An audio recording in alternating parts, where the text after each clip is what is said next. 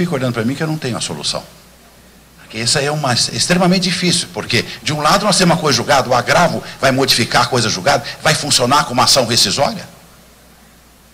Mas por outro lado, pode prevalecer, porque veja, chegou o tribunal examinou o agravo e falou, é parte legítima, não. Vai prevalecer a sentença sobre a manta de coisa julgada, ainda que a parte seja manifestamente legítima? Eu confesso aos senhores que tenho minhas dúvidas, e as posições doutrinárias são dos dois lados. Então, a professora Tereza Celina combate que o agravo está prejudicado porque não pode funcionar como rescisória. E outros doutrinadores não, cabe porque não tem cabimento manter uma decisão dessa natureza sob o manto da coisa julgada. Seria, guardadas as devidas proporções, aquilo que o professor Cândido Marcos defende, que é a relativização da coisa julgada. E outro, para finalizar, e outro detalhe. Houve a sentença, houve o recurso de apelação, o tribunal mantém a sentença e agora chega o agravo. Está prejudicado ou não está? Aqui há que ser feita uma distinção. Se o agravo diz respeito à matéria relacionada com o mérito da pretensão, está prejudicado. Se o agravo que eu interpus um agravo de uma tutela antecipada, foi negada, tentei, está no tribunal, esse agravo, aí o juiz profere a sentença, julga improcedente meu pedido. Vai ao tribunal, o tribunal manteve a decisão. Quando chegar o agravo, agora, evidentemente, ele está prejudicado. Por quê? Porque a matéria retratada ali já foi apreciada pela sentença. Então está prejudicado. Mas se não for matéria tratada pela sentença, não está prejudicado. Imaginem, senhores, que eu impugnei o valor da causa. O juiz deferiu um valor, eu agravei, teve efeito suspensivo, chega a apelação no tribunal, o tribunal mantém a sentença. Agora chega o agravo para julgar o valor da causa. Está prejudicado ou não? Evidentemente que não. Bom, e como é que faz? Julga-se o agravo, modificou-se o valor da causa, isso vai ser objeto da fase de execução. Mas aí tem que julgar o agravo. Então, quando se fala assim, houve a sentença, houve a apelação, foi julgada a apelação, o agravo está prejudicado? Depende. Depende, não é como regra, vai depender de cada caso. Agora, na primeira hipótese, que é muito raro acontecer do trânsito de julgado, nós podemos ter situações concretas e a solução está prevista pela doutrina nesses dois polos. Pode estar prejudicado o agravo porque não pode funcionar como ação rescisória, ou não está prejudicado e vai ser apreciado pelo tribunal. Doutores, esse era em linhas gerais o que eu gostaria de falar do agravo. Eu espero que tenha sido útil aos senhores. Há uma gama aqui os presentes que vão desde o primeiro ano ao quinto ano, e então fica difícil para nós falarmos numa linguagem comum a todos. Então eu espero que tenha sido de alguma forma útil aos senhores, que os senhores possam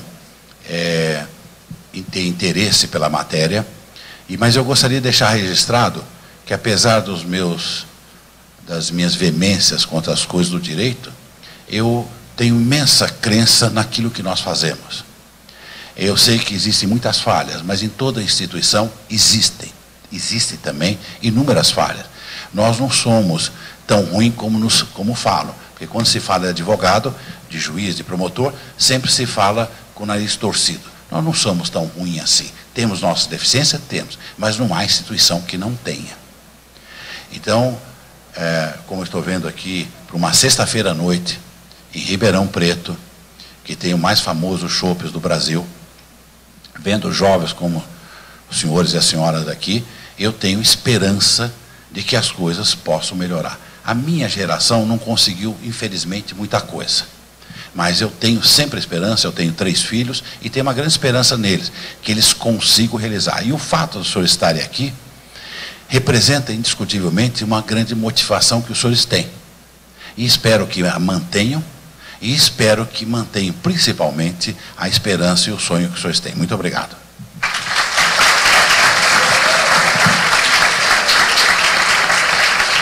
Pessoal, eu peço que vocês aguardem um pouquinho em respeito ao palestrante, por favor.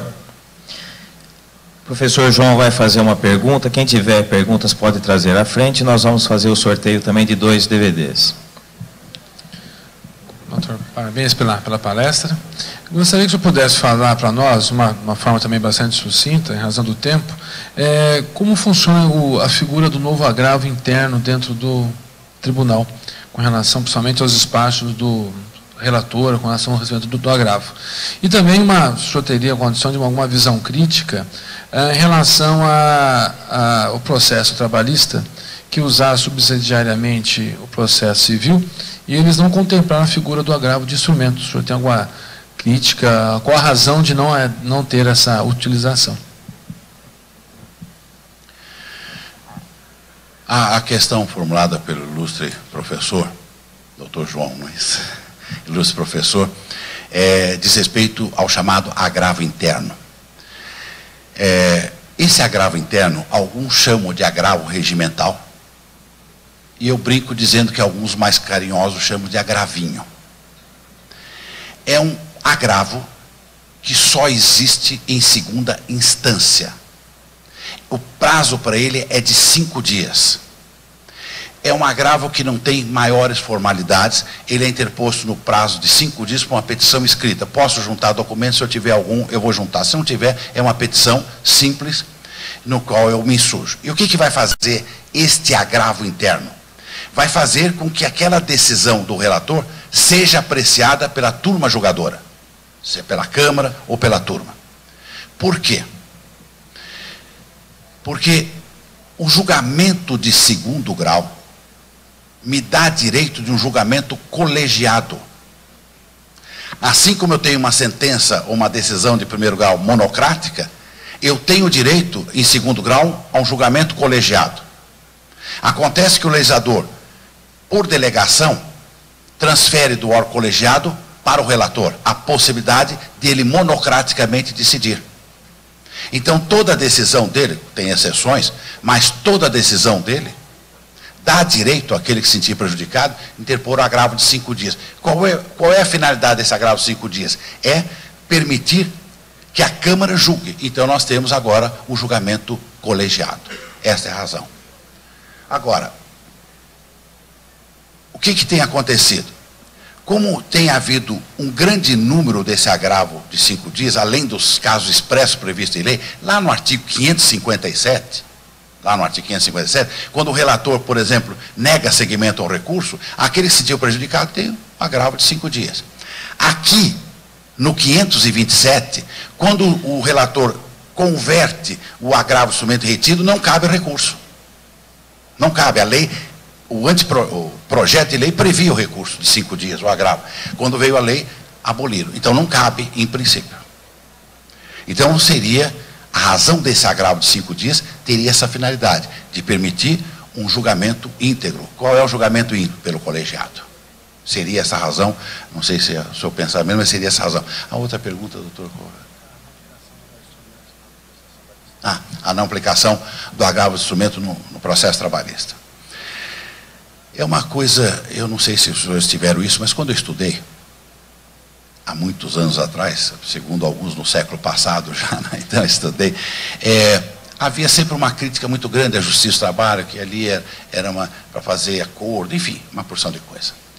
Eu nunca compartilhei disso, mas sempre se ouvia esse comentário com uma justiça menor.